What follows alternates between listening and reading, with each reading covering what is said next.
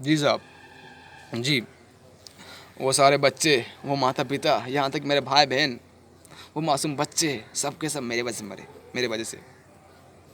क्या बोलूँ साहब जी, अपुन ना बचपन से ही बहुत गरीबी में पला-बड़ा हुआ है। अपुन जब बचा था ना साहब, तो अपुन बच्चा से ही ना भीख माँग रहा है। हर दिन भीख माँगता था। किसी दिन भीख मिला तो ठीक है, नहीं मिला तो अपुन पानी भी सोता था। जानते हो साहब जी, अपुन को भीख ना बस मिलते थे 5 रुपये, 10 रुपये, और उस 5 रुपये से खरीदता था बिस्किट, और अगर 10 रुपये मिला तो अपुन 10 रुपये खरीदता था नमकीन या फिर आइसक्रीम।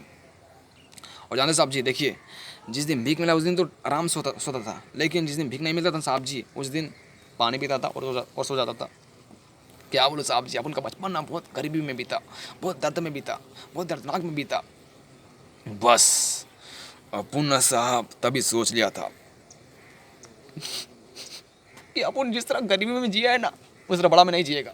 अपन सोच लिया था कि अपन जिस तरह बचपन में जिया है ना, उस तरह जवानी में नहीं जिएगा अपन। बस अपुन का जैसे 20 साल हुआ ना साहब, अपुन लग गया चोरी में, डाका में, ड्रग माफिया में, सब चीज़ में लग गया अपुन। कभी चोरी करता, कभी ड्रग्स सप्लाई करता, कभी ये करता, वो करता। फिर साहब मैंने सुना कि दवाई बेचने में बहुत प्रॉफिट है। किसी ने बोला कि दवाई बेचने में बहुत प्रॉफिट है, तो मैंने पूछा ऐसे कैसे?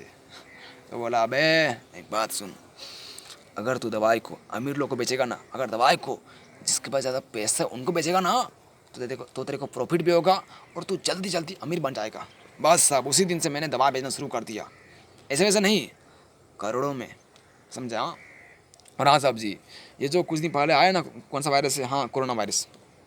साहब जी मैंने सुना ना कि ये कोरोना वायरस में बहुत गरीब लोग मर रहे हैं, तड़प रहे हैं, तड़प तड़प के मर रहे हैं, लेकिन मैंने किसी को भी दवा बेचा नहीं, क्योंकि मैं मजबूर था अपने दिमाग से, अपने मन से।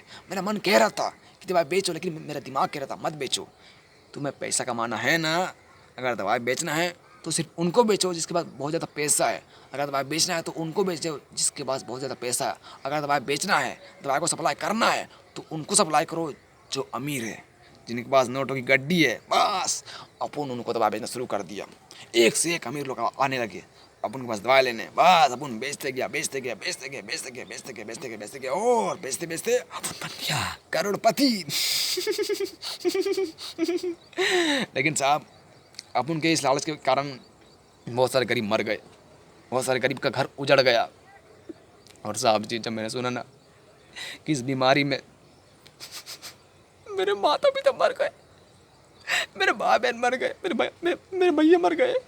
साहब जी मैंने जब सुना ना कि इस बीमारी के कारण मेरे माता पिता, मेरे भाई बहन, मेरी भाभी, मेरे अंकल सब मर गए, तब मेरे आंखों से आंसू झरझर गिरने लगे। मैं रोने लगा, चिल्लाने लगा, अपना बाल नोचने लगा। मैंने सोचा अरे बाप रे, मैंने कितना बड़ा भूल कर दिया, मुझे दवा बेचना चाहिए था।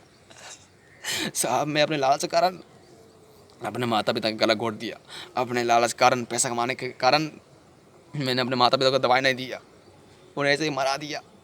साहब मेरे लालच के कारण मेरा पूरा परिवार मर गया, गरीबों का घर उजड़ गया, मासूम बच्चे मर गए। कैसे? मेरे लालच के कारण। साहब जी मैं आपसे विनती करता हूँ, प्लीज़ मुझे जेल में डाल दीजिए। साहब जी मुझे तो लगता है ना कि मुझे से पापी इंसानों के लिए आपके जेल में भी जगह नहीं होगा। साहब जी मैं क्या बोल रहा हूँ, आप ना मुझे मार डालो, चाकू लो और मेरे गर्दन काट दो या फिर मेरे पेट में घुसा दो, और मुझे मारने के बाद आप ना मुझे भट्टी आग में लेटा दो, और वहाँ से लेटाने के बाद मुझे ना किसी गली में या फिर किसी मोहल्ले में फेंक दीजिएगा, और सभी गरीबों को ना उसके ऊपर चलने बोलिएगा, मेरे ऊपर चलने बोलिएगा। हाँ, क्योंकि साहब मैं बहुत पापी इंसान हूँ।